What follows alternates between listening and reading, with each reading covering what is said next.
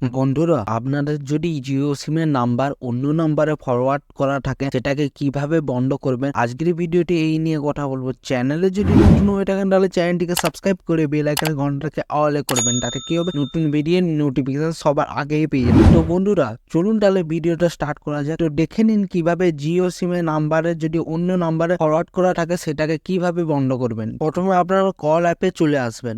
Call অ্যাপে চলে আসার পর এখানে আপনারা ডায়াল করবেন। ঠিক আছে, ডায়ালার করবেন, যে ডায়ালার অপশানে এসে *402 এই কোডটা লিখবেন। লিখার পর কল অপশানে টাচ করে দেবেন। টাচ করে দেওয়ার পর আপনার যেই সিম থাকবে, জিও সিম আর এয়ারটেল যেমন আছে, তো আপনারা জিও সিম এখানে টাচ করে দিবেন। জিও সিমে টাচ করে দেওয়ার পর দেখুন এবার নম্বরটিতে এখন শর্তহীনভাবে কল ফরওয়ার্ড করার সুবিধাটি নিষ্ক্রিয় করা হয়েছে। आपके नंबर के लिए बिना शर्त कॉल फॉरवर्डिंग निष्क्रिय कर दिया गया है। Unconditional call forwarding has been deactivated on your number.